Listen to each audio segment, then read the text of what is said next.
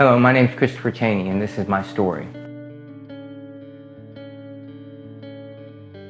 I was born and raised in Tulsa, Oklahoma. The only thing missing was my parents. They weren't around, they were living a lifestyle that wasn't suitable for kids.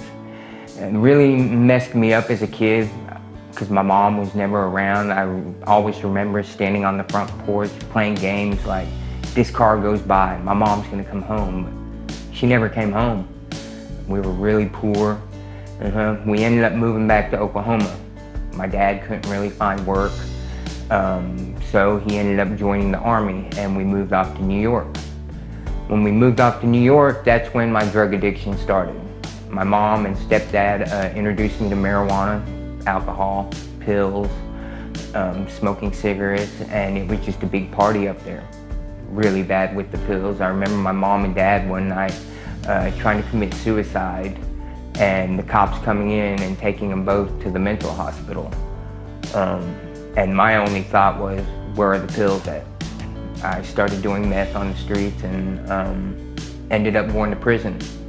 I did 7.5 years on an 8-year sentence for marijuana and a gift card with someone else's name on it. When I went to prison, my addiction just got worse. I started using a needle. Meth was everywhere in prison. I didn't care in prison. When I got out, I went to a sober living house, but I continued to smoke marijuana. Next thing you know, we're living on the streets. We have absolutely nothing. I remember when my wife was in labor with my daughter, my addiction was so bad I had to leave the hospital just to go get high. A lot of arguing, a lot of abuse going on in the relationship, a lot of neglect towards my daughter. Me and my wife ended up splitting up, and I kept my daughter.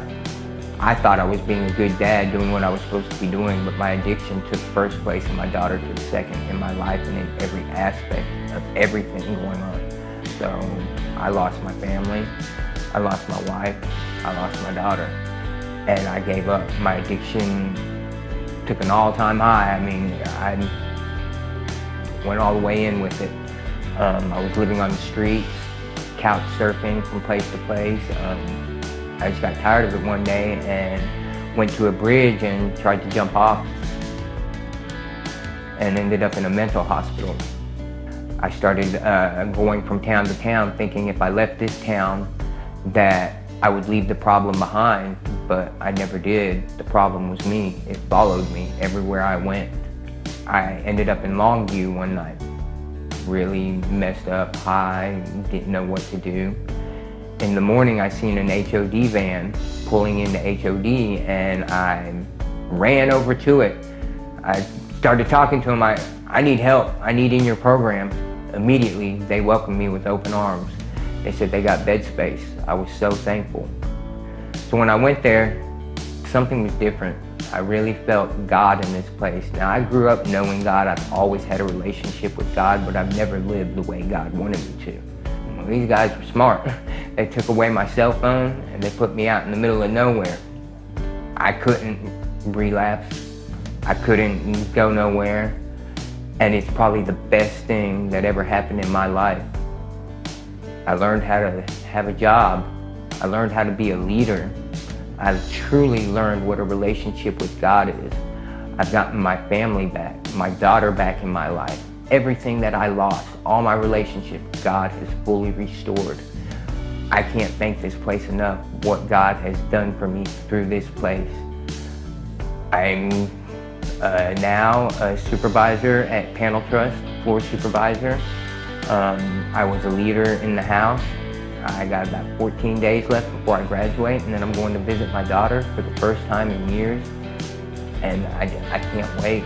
I am so happy. I am so thankful to God for everything that He's done for me in my life.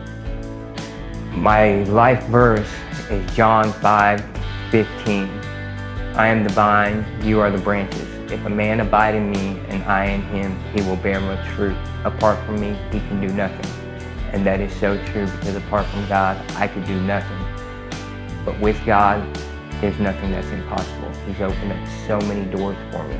So when I graduate this program, after I go visit my daughter, I'm coming back and I'm being hired on by the ministry and gonna stay as the floor supervisor. I just feel that I have to give back to the people who gave to me so much.